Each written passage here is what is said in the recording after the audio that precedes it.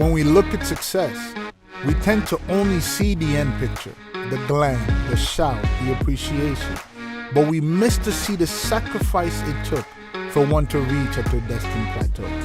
I'm Treasure Kalambe, and in the process, we're going to sit with professionals and successful individuals from different industries to look deeper in their journey, to unravel the wisdom, the lesson, and the grind it took in order for them to walk in their purpose. Come on this journey with us and discover some key tools that will help you in your process.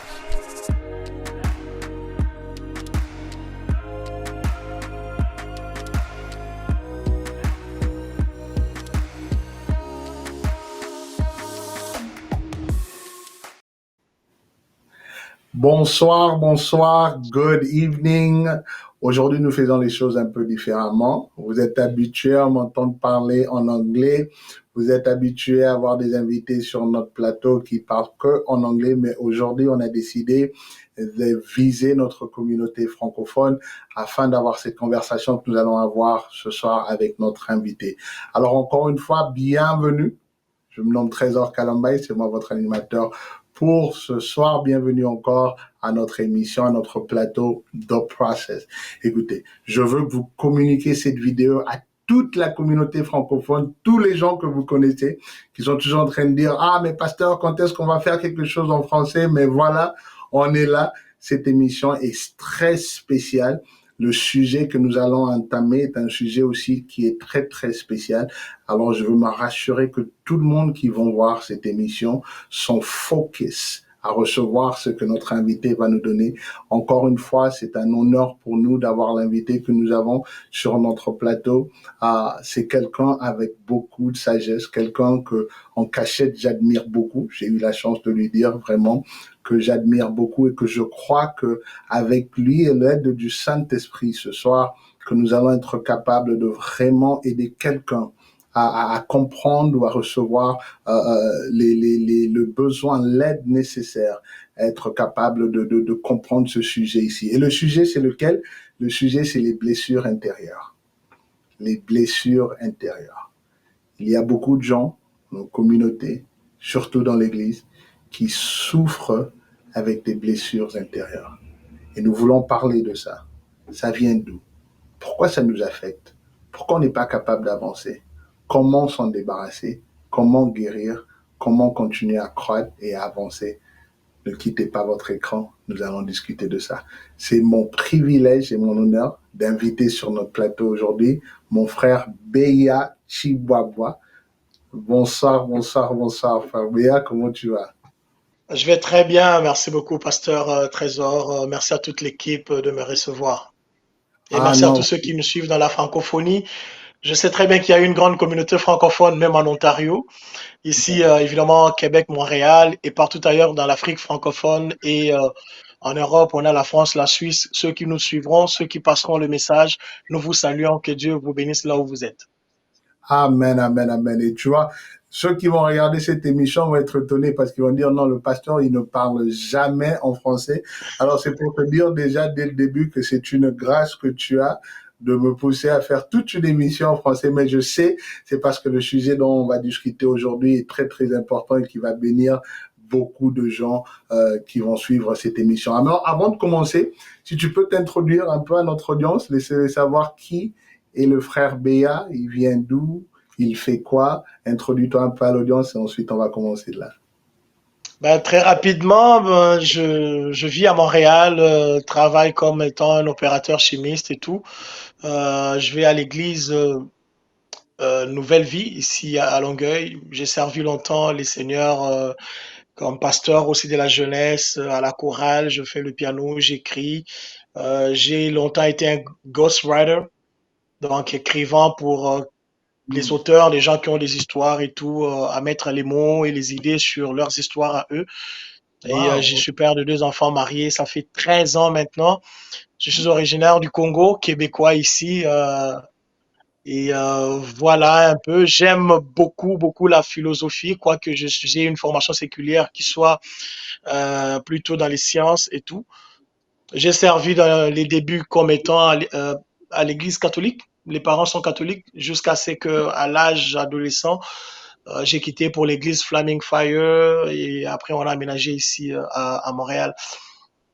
Voilà, en gros, pour ceux qui... voilà, j'ai aussi enregistré quelques albums, fait de la production dans l'église, seulement être gérant de différents ministres d'adoration et louange qui sont aussi connus comme étant Dena Moana, Joël Benza et autres.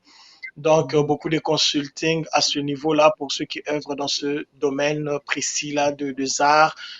J'ai fait beaucoup de théâtre aussi, écrit des comédies musicales.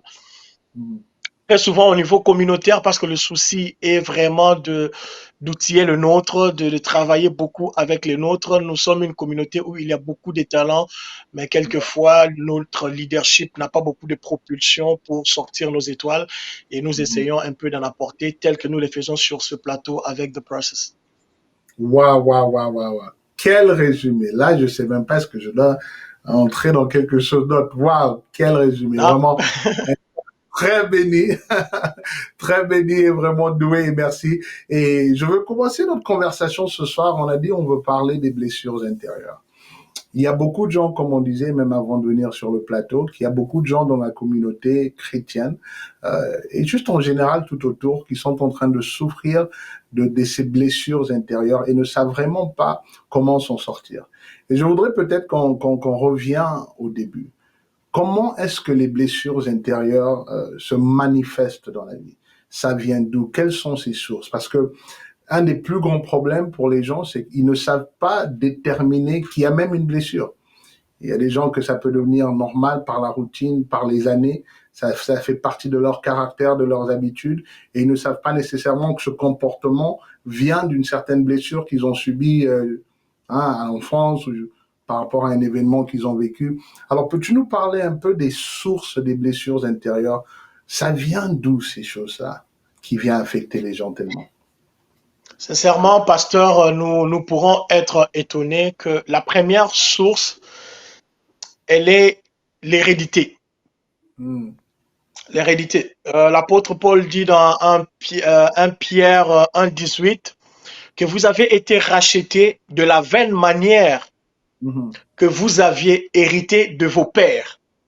La vaine manière de vivre que nous avons hérité de nos pères. Donc, la façon dont Christ nous rachète, lorsque nous naissons déjà, nous avons déjà hérité d'un bagage qui est celui qui est culturel, émotionnel,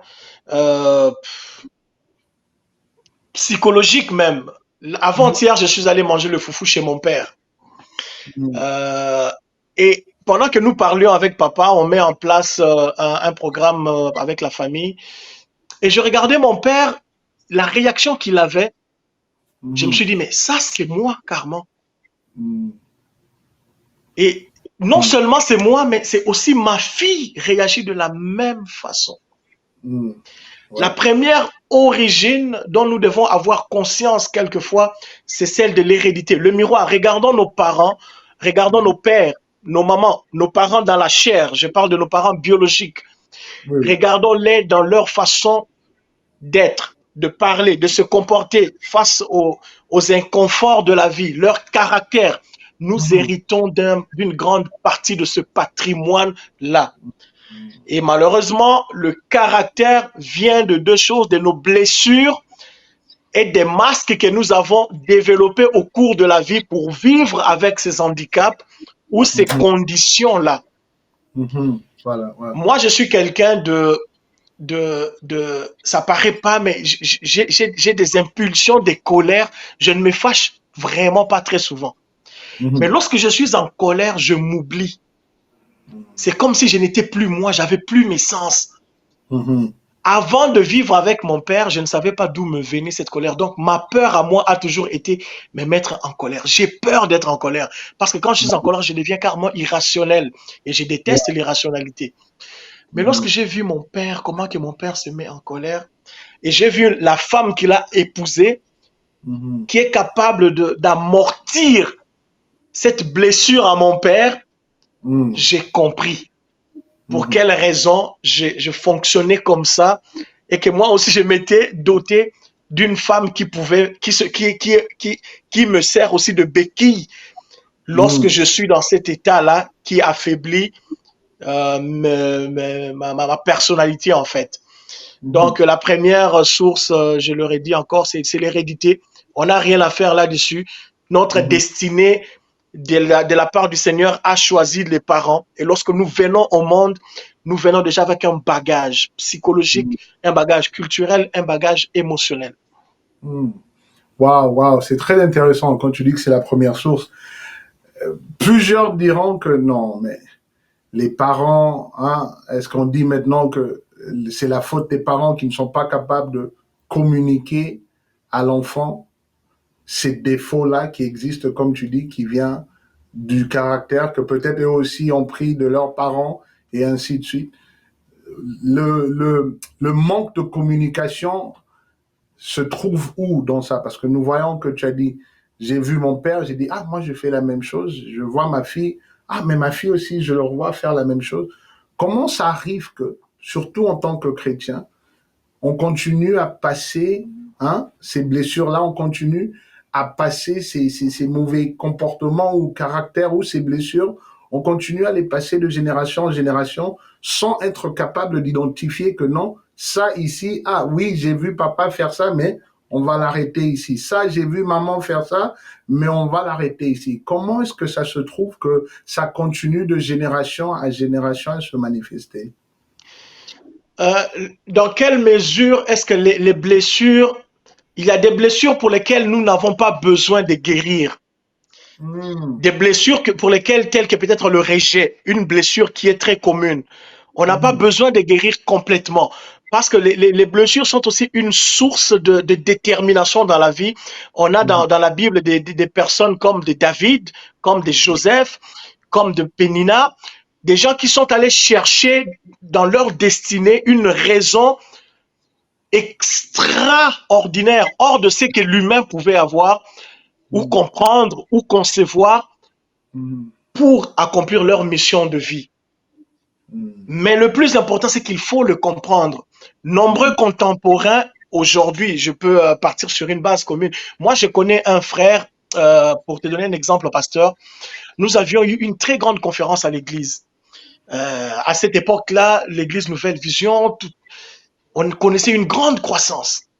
Et après avoir organisé une grande conférence prophétique, le pasteur, évidemment, il remercie. C'est comme d'habitude, vous passez devant, vous remerciez tous ceux qui ont participé, qui ont contribué. Mais le pasteur va commettre une erreur non volontaire. Involontairement, il va oublier de nommer un frère. Le pasteur ayant oublié à la chair de nommer le frère va être blessé. Dimanche prochain, on ne le voit pas à l'église. Mais c'est quelqu'un qui dirige une veillée de prière. Pendant 5 heures de temps, la nuit, il nous emmène dans la profondeur de la parole, il nous exhorte. Tu ne peux pas trouver une faille. Mais c'était un homme qui avait connu le rejet dans sa vie. Donc pour lui, la reconnaissance est devenue un masque qu'il a mis par-dessus pour fonctionner. Et lorsque le pasteur a oublié de le mentionner, il a carrément vu son père qui l'a dit non dans la vie. Il a vu ses amis qui l'ont rejeté. Le pasteur a représenté toutes les douleurs qu'il cachait dans sa vie. On est allé chez lui, prier, l'expliquer que le pasteur a oublié. Le frère a quitté l'église parce que le merci n'a pas été dit à la chair. Ça, c'est ce que les blessures font. Pour nous qui sommes croyants chrétiens, le Saint-Esprit nous a été envoyé après le départ de Christ comme étant le consolateur. Mais consolateur veut dire celui qui rend entier. Le rôle du Saint-Esprit, c'est de nous rendre entiers. Cela sous-entend que nous ne sommes pas entiers dans notre parcours avec le Seigneur. Nous ne sommes pas entiers, c'est Dieu qui l'est. L'entier veut dire le parfait. Mais nous marchons avec celui qui nous donne cette faveur, cette opportunité, d'être entier. Mais nous devons être conscients que moi, j'ai ça comme problème. Il y a une écrivaine qui a écrit un ouvrage merveilleux, Les 5 blessures de l'âme. Madame Lise, qu'est-ce qu'elle fait? Elle a mis dans 5 catégories les grandes sources de blessures qui viennent après les blessures que nous héritons. Il y a les blessures qui s'installent dans nos vies dès l'enfance, qui viennent de notre environnement, de ce que nous entendons, de ce que nous voyons. On dit que pour tuer un enfant, il faut ne pas parler à côté d'un enfant. Mm. Si vous ne parlez pas à côté d'un enfant, le Mm. lobe du cerveau, du langage de l'enfant ne va jamais se développer. Et c'est le premier signe d'intelligence. Mais Mm. par contre, si vous parlez à côté d'un enfant, il faut parler des bonnes choses à côté d'un enfant. Oui, Donc, oui. le Mm. dépôt qui prend place dans l'enfant Mm. détermine même la personne adulte sans qu'on en soit conscient. Ouais. Imaginez-vous, un enfant commence l'école maternelle avec plus ou moins 1200 mots.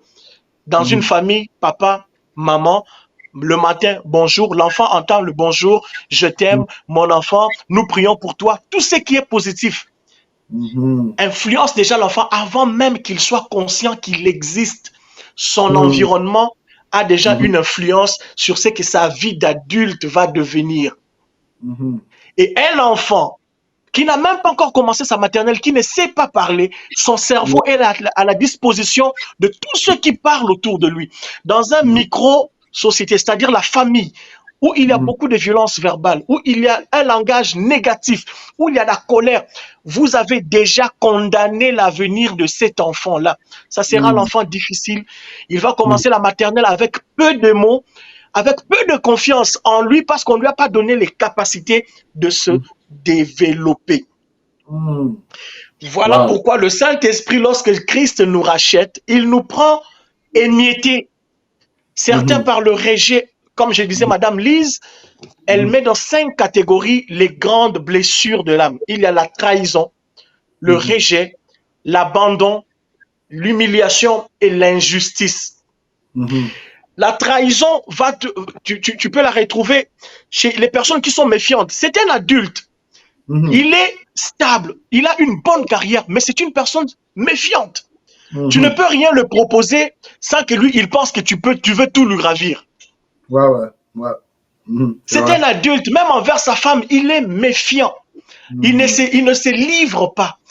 Mm. Son revenu n'est pas connu, même par son épouse. Il se Mm. cache de tout parce qu'il aime. C'est une blessure, la trahison. Mm. Job a connu la même blessure lorsqu'il Mm. vit le chaos dans sa vie et que ses amis viennent vers lui. Les amis sont un secours, sont des électeurs naturels dans la vie, c'est-à-dire les gens qui te soutiennent. Mm. Si le pasteur Trésor m'appelle moi ami et qu'il traverse une situation difficile, lorsque vous m'appelez, vous ne m'appelez pas pour vous condamner, pour vous juger, vous m'appelez Mm. d'abord pour vous écouter, vous comprendre.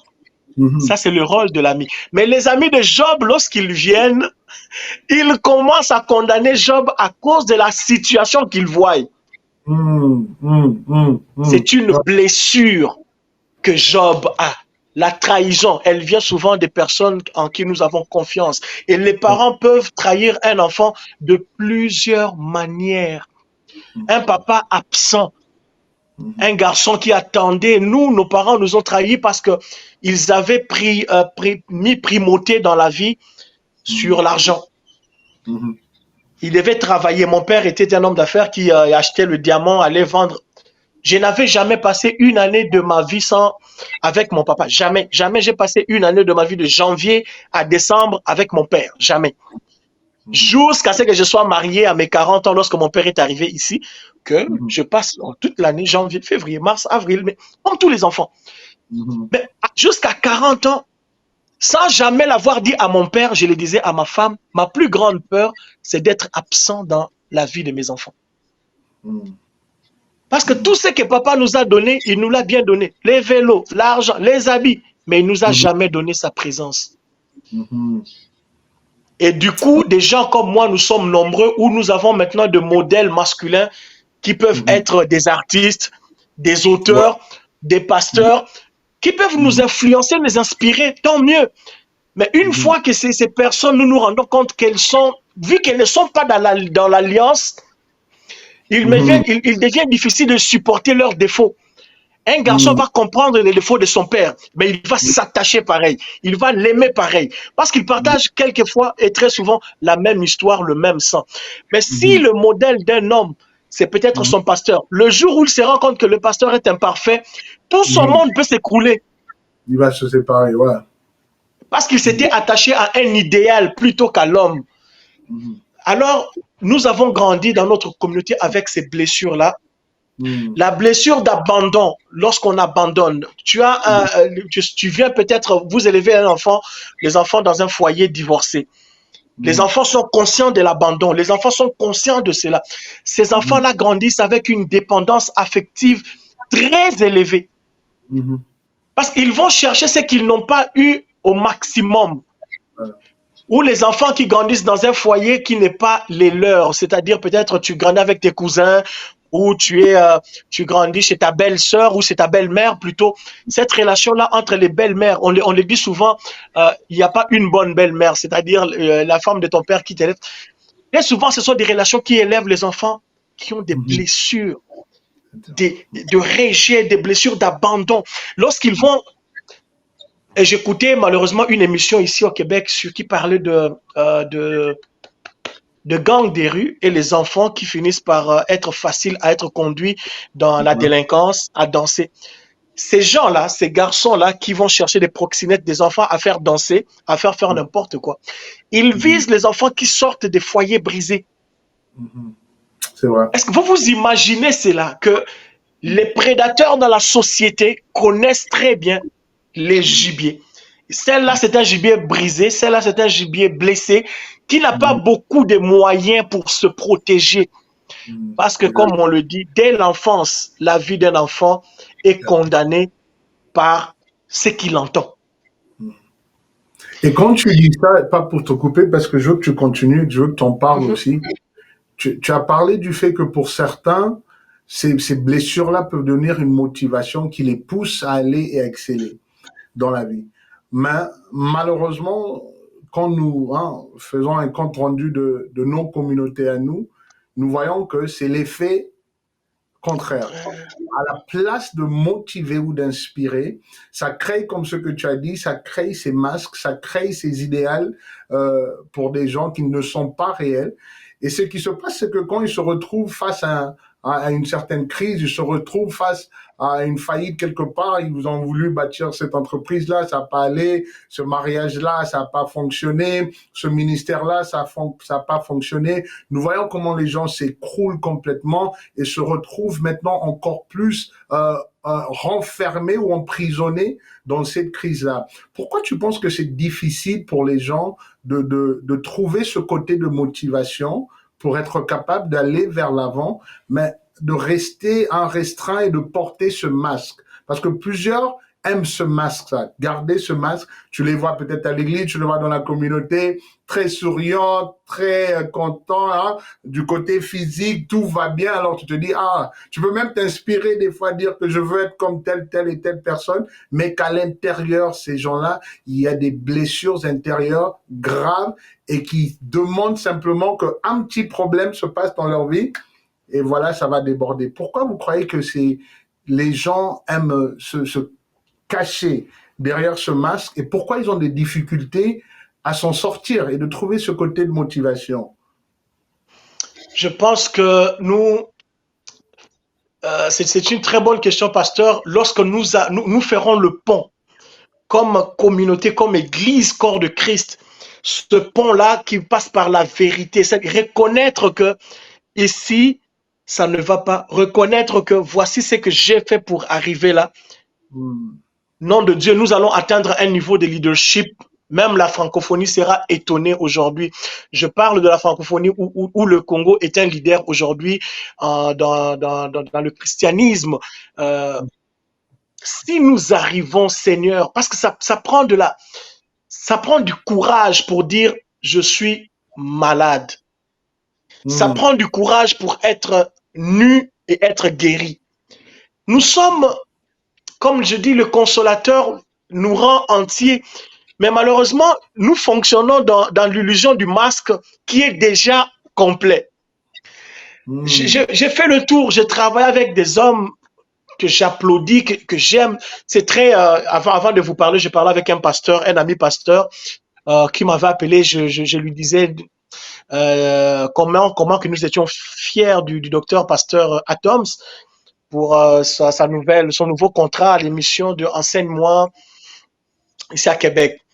Là, je disais au pasteur, est-ce que vous savez que il y a lieu que nous puissions être capables d'avoir des colloques et réfléchir. Mettre les idées sur table et nous poser des questions, pas à Dieu, à nous. Nous dire, est-ce que une plateforme comme Enseigne-moi, qui a été fondée par 4 jeunes chrétiens de 22 ans à 25 ans, qui sont partis de la France, ils sont allés chercher les brevets en Belgique, ça a été refusé, ils sont venus au Québec, ça a marché. Le contenu est à 86 pas 75% des pasteurs francophones. J'ai demandé au pasteur, est-ce qu'il y a au Congo un pasteur, ou 2, ou 3, ou 4, qui peuvent se mettre ensemble et mettre en place une plateforme comme ça, qui peut non seulement bénir spirituellement, mais de façon séculière, apporter une économie et de l'emploi au corps de Christ. Le pasteur a dit ceci, il a dit en lingala, je vais traduire. Pour nous, être ensemble, c'est le plus grand problème. C'est une blessure. C'est une blessure. Nous ne sommes pas capables de faire confiance.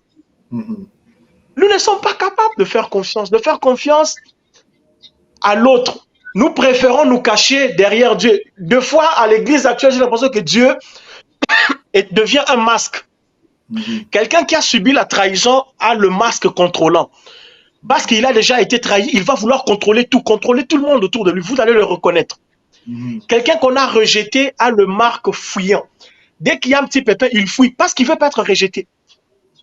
Dès qu'il y a un problème dans le couple, lui, il va fuir. On va faire une thérapie. On va appeler le pasteur. On va appeler les... Non. Il va fuir parce que c'est ça qu'il a appris. Il a déjà été rejeté. Notre leadership de l'Église dans notre communauté, j'ai l'impression que Dieu, le petit Dieu, pas le grand Dieu, le petit Dieu est un masque.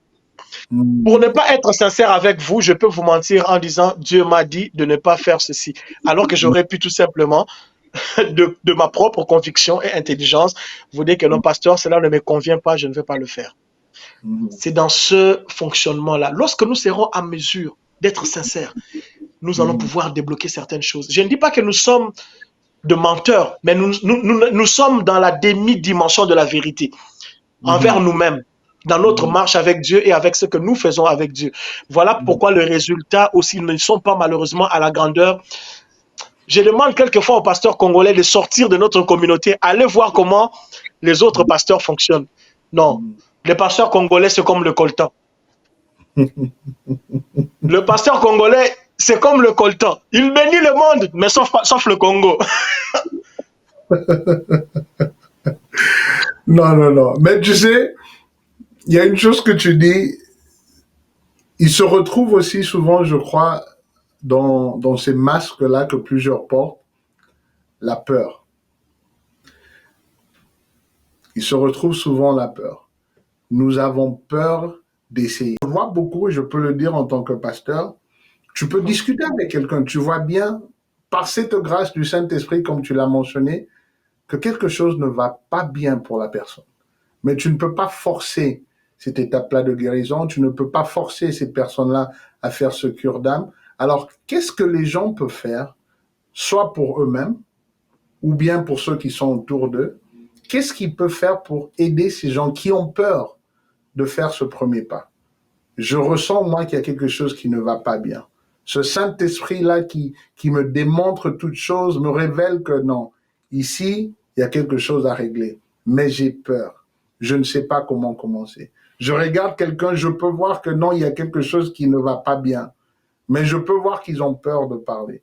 Qu'est-ce que les gens peuvent faire pour donner de l'aide à ces personnes-là, de commencer ce procédure de guérison, de ressortir de ce prison des blessures intérieures? Pasteur, vous savez, c'est cette question-là. Pendant longtemps, mon épouse et moi, assistons différents couples dans la place à les conseiller avec nos expériences, mais nous rendions compte que ce n'était pas assez. Même les versets bibliques, quelquefois, n'étaient pas assez. Parce qu'il y avait des couples qui étaient dans l'alliance du mariage sans nécessairement avoir la connaissance ni la foi de la Bible. Mais un jour, j'ai compris une chose. La connaissance de la destinée, de la mission de vie, c'est la clé pour tout homme de transcender les douleurs de la vie, de transcender les faiblesses dans la chair et de s'accrocher. Non, La répète vie ça. ne nous fera pas des cadeaux. Attends, La mon frère. vie ne nous fera pas des cadeaux. Mon frère, je veux que tu répètes ça parce que ça c'est fort. Je veux que les gens entendent ça. Je veux vraiment que tu répètes ça. Prends ton temps parce que c'est vraiment fort et je crois que ça va aider quelqu'un. Vas-y, mon frère. Sincèrement, je ne pense pas que le pasteur et moi allons pouvoir comprendre les blessures que ceux qui nous regardent traversent. Que ce soit dans le mariage, que ce soit dans votre vie personnelle séculière, que ce soit dans vos études. Nous en emmagasinons plusieurs. De toutes les prières qui peuvent être faites, conseils qui peuvent être apportés, il y a une chose, c'est la connaissance de votre destinée, de votre mission de vie, qui va donner un sens et une force à votre douleur, c'est-à-dire votre capacité d'utiliser la douleur. Ce qui ne va pas doit devenir un réservoir supplémentaire d'énergie que les autres n'ont pas dans la vie. Pour qu'un mari ou une femme fasse au-delà pour sauver son mariage, il doit comprendre sa mission de vie. Il doit comprendre sa destinée. Et ça, c'est au-delà des pulsions sexuelles, c'est au-delà des crises de confiance, c'est au-delà des problèmes financiers. Une mission de vie, c'est une projection, même dans la 4e génération de notre vie présente. Si nous ne comprenons pas cela, nous allons toujours, malheureusement, avoir peur. Peur d'essayer ou faire, mais pas jusqu'au bout. Faire, mais avec beaucoup d'hésitation. Et automatiquement, nous sommes en train d'empiéter sur les fruits, sur notre productivité. Mais si tu comprends ta mission, Abraham, il n'avait pas besoin d'avoir 20 enfants. Sarah n'avait pas besoin de donner beaucoup d'enfants. Il fallait un seul. Un seul. Il fallait juste un seul enfant du sein de Sarah pour que son mari devienne le père de multitudes. C'est ça la destinée. Il faut qu'on trouve une raison bien au-delà de nos larmes, bien au-delà de notre origine, bien au-delà des limites de nos familles. Une raison que tu dois comprendre de ta vie qui va te drive. Alléluia. Une raison. Et cette raison, beaucoup le recherchent de l'extérieur, mais c'est quelque chose qui est inné, qui existe déjà à l'intérieur dès la création de la personne. Et je trouve qu'il y a beaucoup de gens aujourd'hui qui sont à la course en train d'essayer de retrouver qu'est-ce que le monde veut dire de eux, hein, quelle est l'opinion des autres, hein, comment est-ce que les gens vont m'accepter, qu'est-ce que je dois faire pour que tel et tel m'applaudisse et tout, qu'ils oublient déjà ce qu'ils possèdent à l'intérieur d'eux. Et ils oublient déjà ce que Dieu a mis en eux, tel qu'il avait dit à Jérémie, du sein de ton, du ventre de ta mère, je te connaissais déjà. Et il y avait déjà une destinée qui était déjà établie pour ta vie. Et que le secret, vraiment, quand nous parlons des blessures intérieures, c'est de réaliser que, quand nous avons dit ça aussi, que dans ce chemin de la vie, je l'aime toujours dire qu'il y a aussi un ennemi qui est très présent. Et que cet ennemi-là, je dis toujours aux gens, il n'est pas capable d'arrêter les plans de Dieu pour notre vie, mais ce qu'il est capable de faire, c'est établir des délais dans notre chemin pour qu'on n'arrive pas à manifester cette destinée-là. Et que souvent, ces délais se présentent en forme de blessures intérieures, qu'il vient renforcer certaines choses qu'on a subies dans la vie, dans notre enfance, dans les relations que nous avons eues, dans nos églises, pour nous renfermer, nous rabaisser, complètement nous rendre chaos, et nous enlever cette estime de soi et cette révélation, interne que non, il y a quelque chose de grand qui existe dans ma vie que je dois accomplir avant de retourner à l'éternité. Yes. Maintenant, peut-être quelqu'un nous écoute, mon frère, et dit, waouh, je vous entends. Mais comment découvrir cette chose-là? Comment définir ce que Dieu m'a appelé à être ou à faire dans la vie afin d'être capable de retrouver cette passion? Je le trouve où? Est-ce que je dois aller prier pendant 100 jours? Est-ce que je dois aller s'aimer, je sais pas, qu'un tel montant? Est-ce que je dois aller voir un tel homme ou femme de Dieu? Comment est-ce que tu peux orienter les gens qui nous écoutent à aller retrouver ce destin-là qui est déjà à l'intérieur afin de manifester cette passion, comme tu as dit, pour être capable d'exceller, d'être concédé dans toutes choses. Merci beaucoup, pasteur. La quête de la raison de la destinée, je pense que c'est l'Ecclésiaste qui nous parle de la pensée de la destinée. Dieu l'a mis en nous avant même qu'on ne soit conçu, Mhm. avant même que nous soyons conçus. Maintenant, notre Dieu est merveilleux parce qu'il est le chemin, la vérité et la vie. Lorsqu'on dit chemin, c'est-à-dire c'est direction. Il y a déjà en nous depuis la naissance des indicateurs au travers de ce que nous aimons. Il y a le mot passion que vous avez dit. Ce qui nous passionne, ce qui nous interpelle, ce qui fait ce que nous faisons dans la vie sans jamais nous fatiguer, ce que nous faisons dans la vie sans jamais avoir sommeil, ce qui attire notre attention. Ce n'est pas nécessairement une cause spirituelle. C'est peut-être Mhm. là le mal que nous avons fait dans notre communauté. Parce que l'Église est une société apostolique, c'est une société. Il faudrait la penser dans toutes ces dimensions-là, qu'il y a des gens dans l'Église qui doivent être de Mercedes, qui Ouais. doivent être de, de marques fondateurs de Facebook. Tout le monde n'a pas besoin d'y être pasteur, prophète et autres. Nous avons Voilà. amené tout le monde aux 5 ministères, alors qu'il y a Mhm. parmi nous des mécaniciens, des docteurs. Mhm. Mhm. LeBron James, un des grands Mhm. basketteurs que tout le monde connaît, a grandi sans son père, Mhm. avec une maman qui avait 2 emplois. Mhm. Aujourd'hui, il est milliardaire. Mhm. Le fondateur de Tesla, il a un problème de santé pour lequel on avait dit à son père que le fils n'échouera pas. Mais le père, si vous suivez le documentaire, le père, il dit, je sais que mon enfant est différent depuis le bas âge. Mhm. Mais sa différence, j'ai toujours été interpellé parce que ce que lui, il voyait à son âge, jeune, même le père avait de la difficulté à le comprendre. Mais le père ne disait pas que l'enfant était fou. C'est que les Mhm. études de la médecine à l'époque n'étaient pas capables de comprendre comment qu'il était surdoué. Mhm.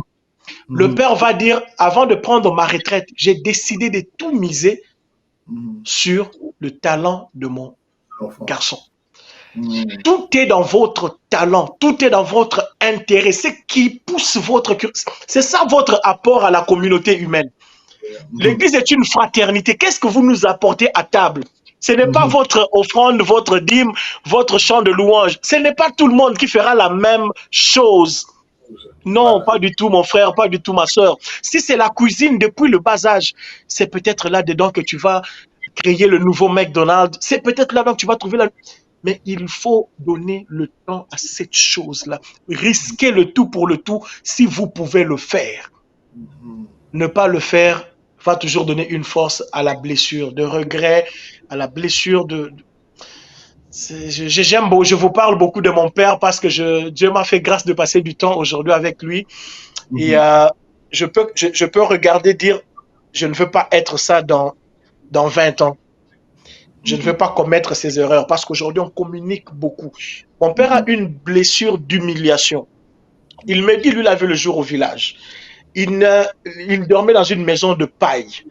Ils avaient 2 chambres, beaucoup d'enfants, ils dormaient tous par terre. Pour vivre, il en avait honte. Quand il allait à l'école, que les collègues avaient des maisons quand même construites et tout.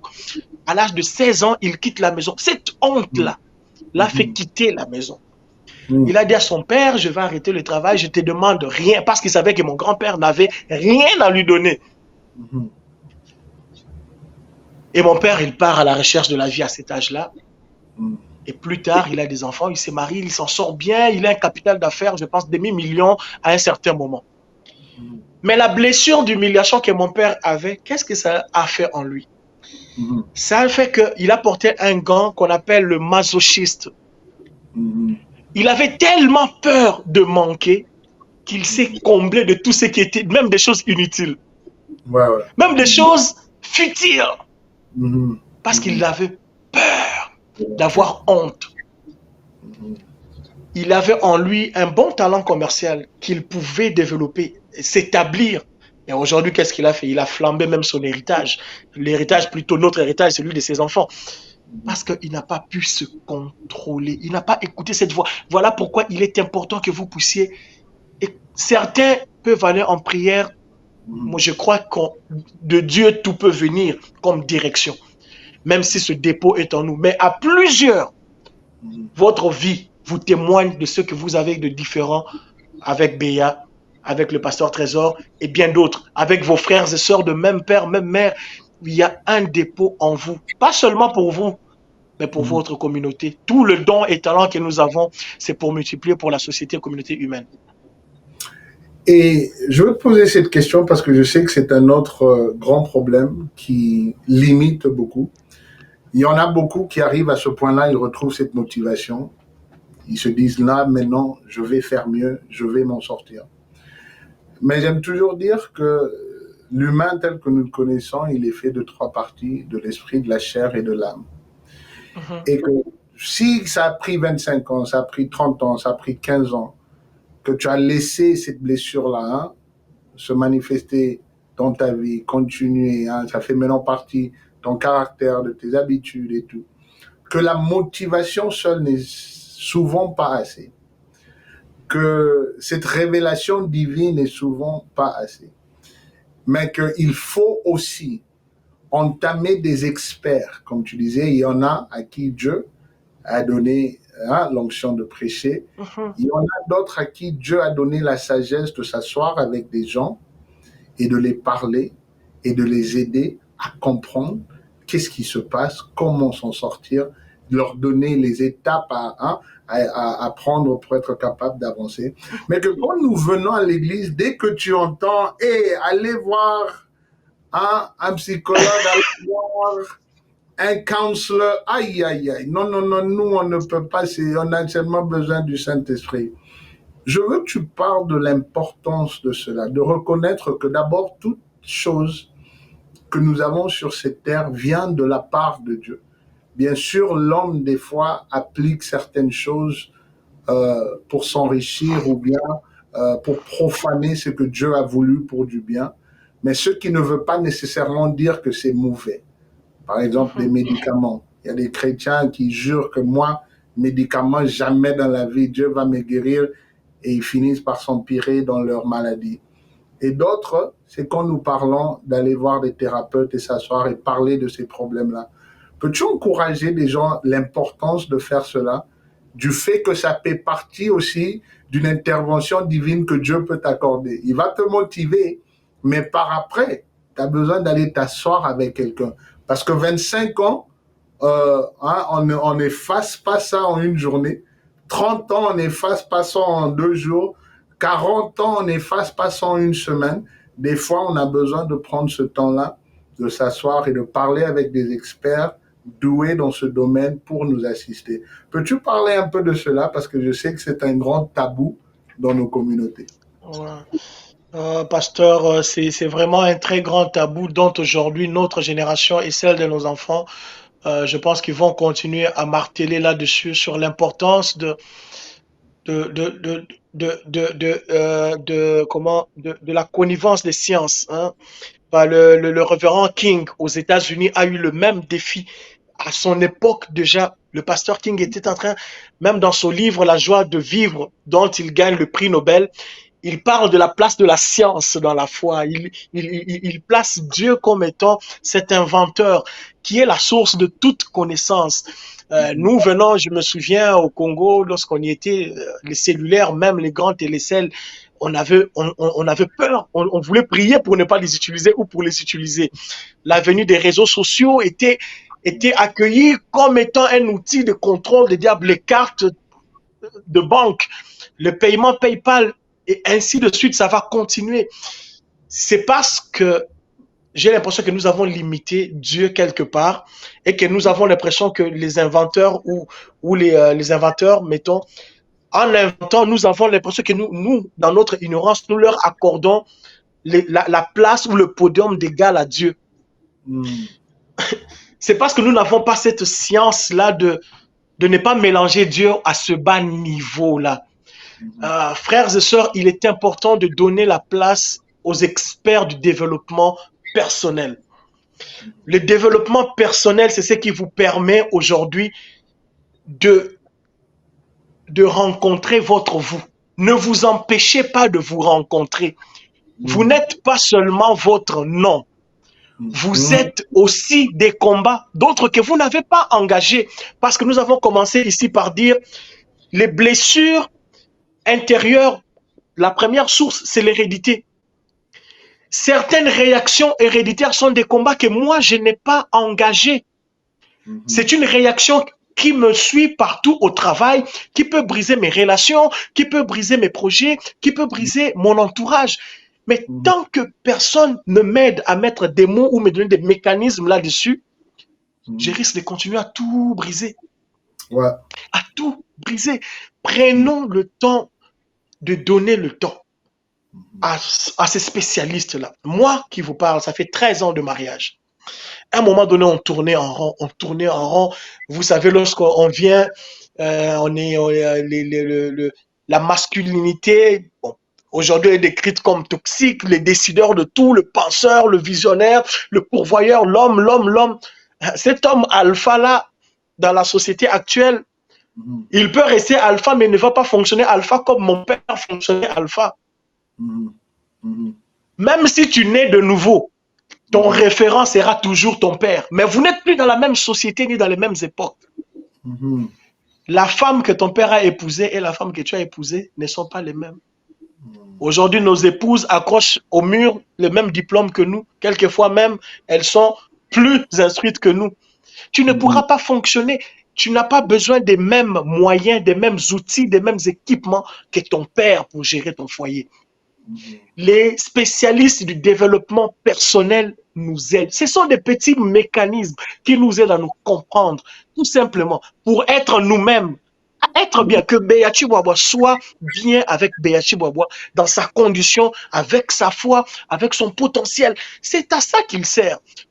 Ma première thérapie de couple qu'on a eu à faire, ça a pris beaucoup à ma femme. Je voyais que ça la faisait mal. Elle voulait qu'on le fasse. Pour moi, prier semblait être suffisant. Je lui ai dit, ok, de toute façon, j'aime ma femme, je veux le faire rien que pour elle. J'avais l'impression dans ma tête que ce que je savais du mariage, que la Bible nous disait, pour moi, c'était un off. Mais là, quand on s'assoit devant cette dame, elle commence comme suite. Voilà, qu'est-ce que vous faites dans la vie? On lui parle de nos professions, des heures que nous mettons dans le travail. Moi, je roulais à 70 heures semaine facile, 2 semaines. Là. Ma femme aussi, elle donne. Et après, on se présente, on parle de nos travails, nos emplois. Après, elle parle de nos parents. Est-ce que vos parents sont vivants et tout? Comment de famille vous vous sentez? Elle n'est pas prophétesse, mais très rapidement, elle a dit, ok, il y a déjà un de problèmes qui ressort ici. Vous m'avez parlé de beaucoup de choses qui sont importantes pour vous, mais vous n'avez pas les yeux sur ce qui est prioritaire, vous. Le temps que vous investissez dans la famille, ce n'est pas le temps que vous investissez sur le couple. Parce que le couple, c'est toi et l'épouse. La famille, on inclut les enfants, tous les projets du foyer. Pour que la famille soit forte, il faut que le couple soit fort. Pour que la famille résiste, il faut que le couple soit enraciné. La dame n'avait pas besoin de nous dire de nous enraciner en Christ. Elle a dit non, tout ce qui fait votre force, il faut que le couple il soit plus connecté que la famille. Voilà. Pasteur, j'étais là assis, je me suis dit, donc, plus je travaille, moi je me dis en travaillant beaucoup, c'est pour prendre soin d'eux, mais je m'éloigne d'eux. C'est fort ça. Pourtant, dans ma foi, j'apporterai mon offrande très consistante vu que je travaille beaucoup. Tu serais en train de faire la bonne chose, mais pas la chose qui est utile. Voilà pourquoi il y a une phrase qui dit « Le regret dans la vie, c'est de ne pas d'échouer, mais plutôt de réussir dans ce qui n'était pas important. » Ne réussis pas dans la vie dans ce qui est inutile. N'aie pas peur d'échouer, mais aie peur de ne pas faire les bonnes choses. Si vous avez besoin d'une consultation, d'un coach, d'un mentor, payez de votre argent. Aujourd'hui, nous payons de notre argent pour juste être ventilé l'esprit, ventiler. Quelquefois, nous nous chargeons de... Depuis que nous avons peur, par exemple, moi, ça fait peut-être 26 ans que je suis dans le Seigneur. Mes notes de prophéties et promesses, c'est comme ça. Assez pour stresser une vie. Pasteur, vous aussi, vous êtes dedans. Vous m'en avez rajouté. Donc, il faut que tout cela, je sois capable de, dans mes moments de méditation, de donner cela un sens. Ok, voilà, ok, c'est ça, ok, ma vie va là, ok, tout ceci me servait. La journée où vous avez prophétisé pour moi, je me souviens, pasteur, à l'église, sur Christelle avait tellement insisté pour que je vienne, parce que je commençais à prendre une distance, de m'éloigner. J'étais en train de me chercher à cette époque-là. La situation du Congo nous emportait. J'étais dans une zone de turbulence identitaire et j'avais besoin de ce que vous m'avez apporté en cette journée-là. Vous m'avez dit cette journée-là que le Seigneur avait besoin de moi, que j'avais beaucoup et qu'il attendait de moi ce beaucoup-là, que ce beaucoup-là puisse s'exprimer et en sortir. Aujourd'hui, je n'ai pas oublié. J'ai un cahier où j'écris toutes les promesses. Amen. Mais comme je le dis, un pasteur fera sa part, un pasteur qui a une formation supplémentaire fera sa part avec la connaissance de cette formation-là, apporte. Je vous en supplie, mes frères et sœurs, nous n'avons pas les mêmes enfants que nos parents. Ce que ça prenait à mon père et à ma mère pour m'éduquer, ce n'est pas ce que ça me prend moi pour éduquer mes enfants. Voilà. Ils sont différents. Aujourd'hui, le stress est plus présent dans notre quotidien. Nous sommes plus proches de nos émotions que nos parents ne l'étaient. Nos parents ont grandi, ils ont tout refoulé. Ouais. Ils n'avaient pas peur. C'était des hommes qui ne pleuraient pas. C'était des hommes, en tout cas, des vrais vikings là dans notre Kasaï. Les hommes forts, pour eux, la force s'est qualifiée dans cela. Mais non, aujourd'hui, la force, c'est la flexibilité. Qui est fort, c'est celui qui est capable de s'adapter. Ça ne va pas comme ça, ok, on s'adapte comme ça. Ok, ça ne marche pas. C'est l'adaptation aujourd'hui et la créativité, c'est ça. Le monde est vers cela. On ne demande pas à nos enfants de mémoriser. Aujourd'hui, on leur demande d'être créatifs. Ce qui faisait peur avant, on devait mémoriser les dates, les noms de Charlemagne, de celui qui a... Plus besoin aujourd'hui. Donc, please, la Bible peut être votre référence source. Amen. Votre livre source, mais ne vous limitez pas seulement à la Bible pour comprendre la vie, pour comprendre votre destinée. Vous avez des outils à gauche et à droite et vous avez le jugement, vous avez le discernement. Le Saint-Esprit va vous aider pour enfin que vous ne tombiez pas dans des sciences occultes et autre chose. Nous avons cela, il faut l'utiliser. Il faut nous en servir. La sagesse nous sert aussi à la sélection. Les fruits de l'esprit, we have to use them. Yeah. Wow. Non, amen. Non, merci vraiment pour ça parce que tu sais, des fois, quand ça vient de la bouche de nous, les serviteurs, des fois, les gens se disent, ah non, vous recherchez seulement de l'argent, vous voulez seulement que les gens fassent telle et telle chose. Parce que comme tu as dit, il y en a qui sont formés dans ça, qui peuvent être appelés dans ce domaine-là de l'appel des 5 ministères, mais aussi qui ont trouvé grâce d'aller à l'école, d'étudier. Et ils ont cette formation-là, ils ont cette sagesse-là, qui peuvent amener un ajout à ces gens-là pour les assister vraiment à ressortir de toutes ces blessures, de guérir de cela, et de trouver cette passion, de trouver cette volonté selon ce que Dieu veut pour eux. Et il y a 2 autres questions que je vais te posais avant qu'on se sépare ce soir. Celui-ci, c'est du pardon. Il y en a beaucoup qui souffrent quand nous parlons des blessures intérieures.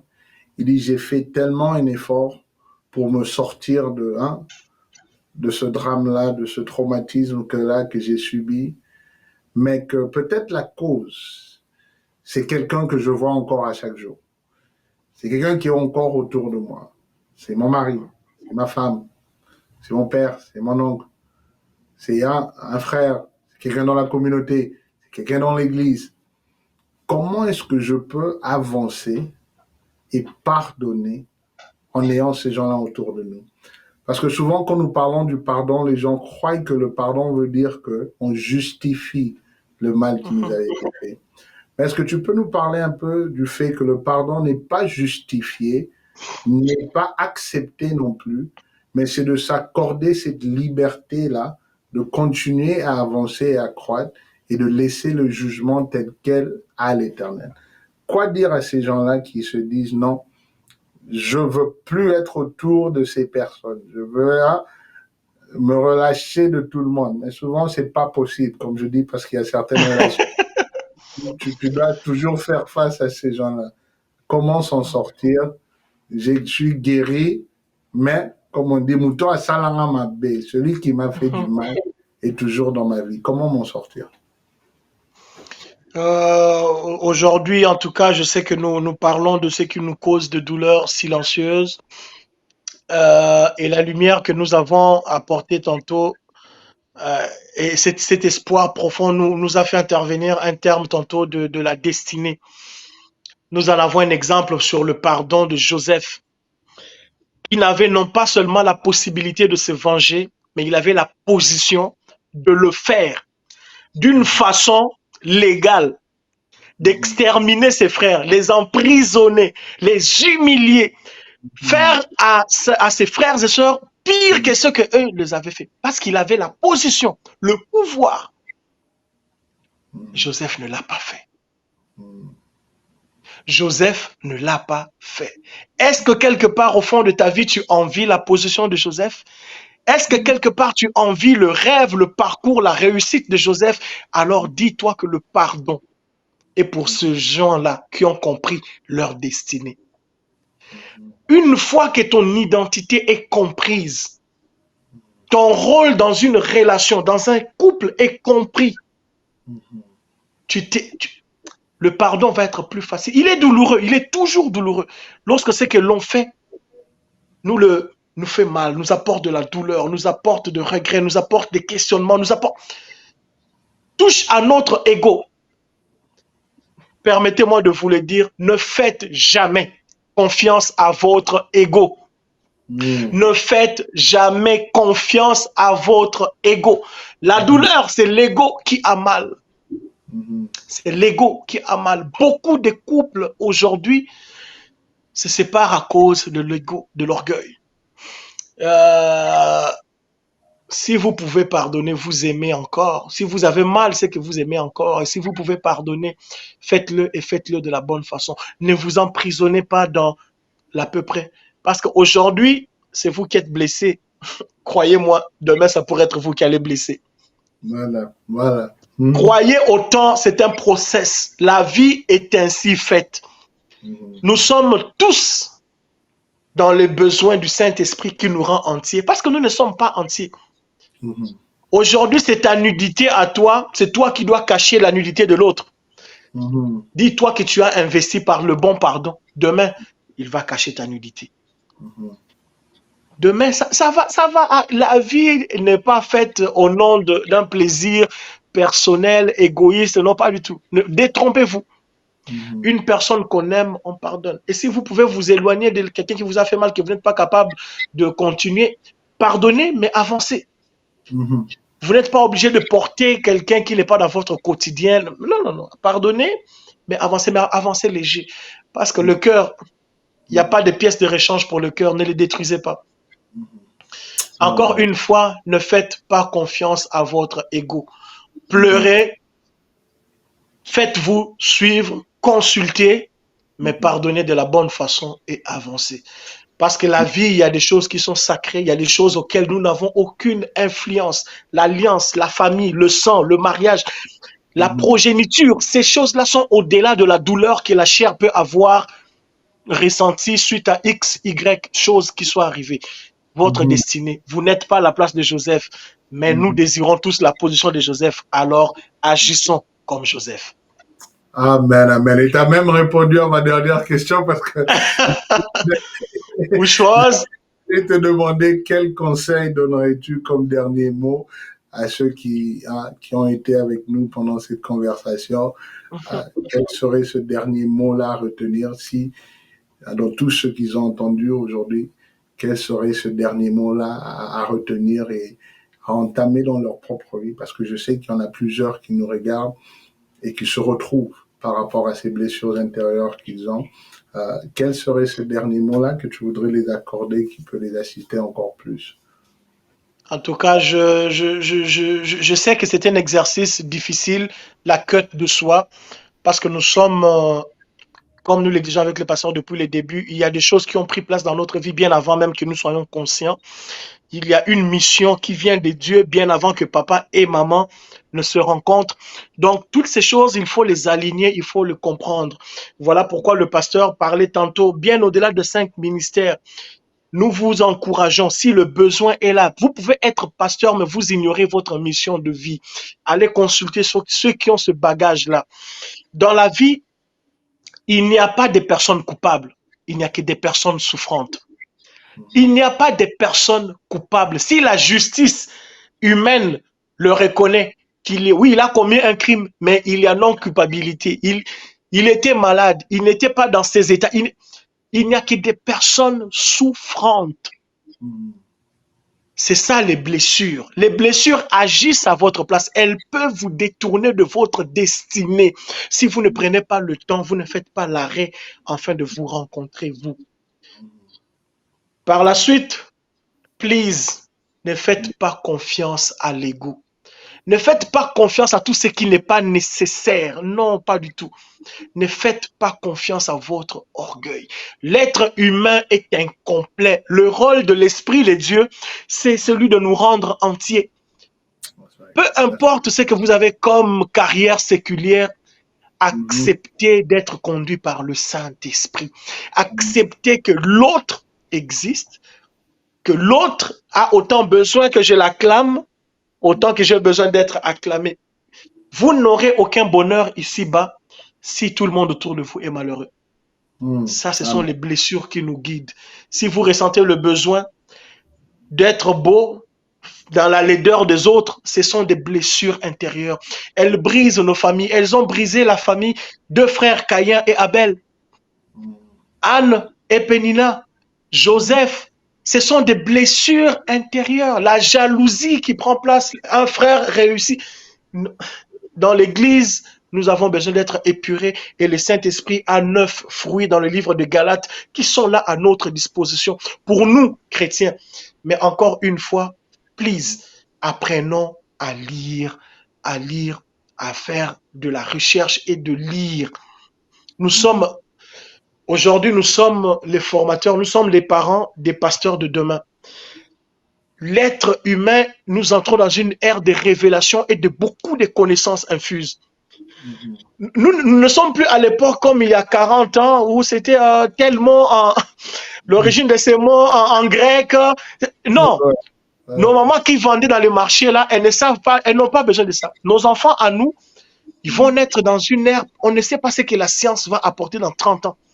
Facebook n'a pas existé il y a 20 ans. Moi, j'ai embarqué dans Facebook 8 ans après que Facebook ait été créé. Je ne voulais pas dealer avec. Vous voyez? Et le monde est en train de... Please, augmentons notre savoir. Et notre savoir ne peut être stable et conforté que dans la connaissance de nous-mêmes. Toi qui sais, qui es-tu? Toi qui parles de Dieu, qui es-tu? Tu dois te connaître. Sinon... tout est fragile, tout est fragile, tout est fragile. Voilà le livre de référence que je vais vous donner si vous voulez le chercher. C'est les 5 blessures qui empêchent d'être soi-même de Lise Bourbeau. Les 5 blessures qui empêchent d'être soi-même. C'est une très bonne lecture qui parle aussi de Dieu là-dedans. Qui pourra vous guider. Merci beaucoup, pasteur. Merci à ceux qui nous ont suivis, à ceux qui trouveront quelque chose d'important pour aider quelqu'un, pour aider un foyer. Please, faites-le parvenir. Écrivez au pasteur. Il est bien placé là-dedans. Il est aussi coach en développement personnel. Ne soyez pas gênés. Voyez votre vie dans votre 4e génération. Je vous le donne comme clé. Telle est ma façon de fonctionner. Mon temps avec mes enfants à table pour faire le devoir. Je vois les enfants des enfants, les enfants de mes enfants. Wow. Parce que lorsque le parent a étudié, l'enfant a 68% des chances naturelles de pouvoir étudier, finir les études supérieures. 68% naturel. Pourquoi? Parce qu'il grandit déjà dans un environnement où ces barrières-là de ne pas étudier sont brisées. Voyez votre vie après votre vie. Parce que vous avez cette influence-là. Votre génétique va vous suivre. Le premier moteur de Mercedes, ce n'est pas celui de la Mercedes 2024. Voilà. Quand j'ai dit ça à mon père m'a regardé, il a pleuré. J'ai dit oui, papa. Quand tu valais 500 000 $, tu n'avais pas vu mes enfants. J'avais à peine 17 ans. Parce que tu ne pouvais pas voir que j'allais avoir des enfants qui allaient porter ton nom et ton sang. Si tu pouvais les voir, tu aurais dit non à certaines concubines, tu aurais dit non à certaines folies, parce que cet héritage avait aussi pour but de les influencer. Pensez à cela. C'est votre destinée qui va vous délivrer de vos blessures. C'est votre. Laissez le Saint-Esprit vous compléter. En tout cas, pasteur, que Dieu vous bénisse. Je pense que on a fait le tour. Ah non, non, non, merci, merci vraiment beaucoup, mon frère. J'espère pas, mais je suis sûr et certain que l'Esprit de Dieu ce soir, cet après-midi, dépendamment du temps que vous allez suivre cette émission, vous a donné vraiment assez pour commencer ce chemin-là.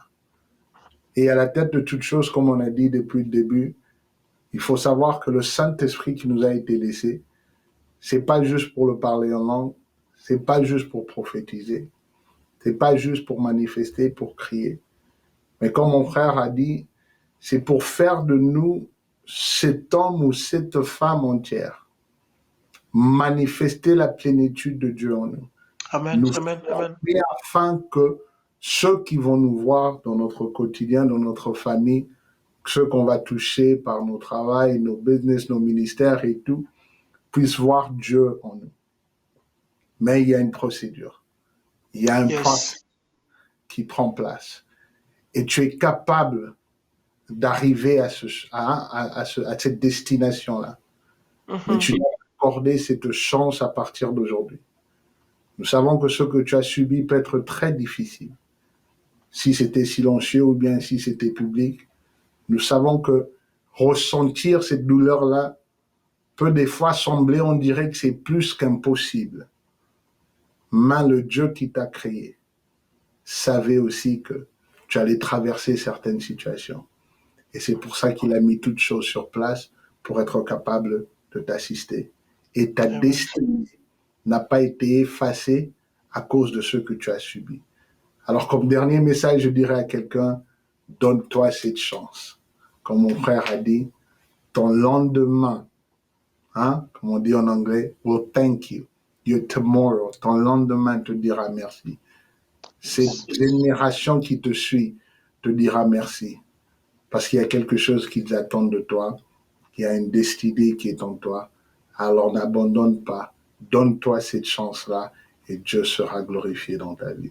Mon frère Béa, merci tellement. Merci, merci. Que Dieu vraiment te bénisse. Merci pour le privilège. Merci pour le temps. Merci pour cette sagesse. Merci pour cette connaissance que tu as vraiment accordée à tous ceux qui vont nous suivre dans cette émission. Et je sais que ce n'est pas la fin.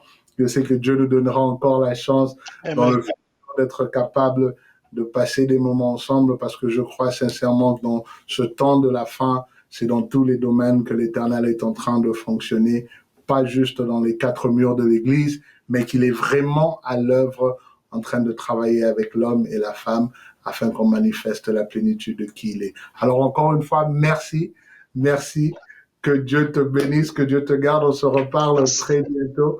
Merci tellement, passe une très belle soirée. Merci, pasteur, merci.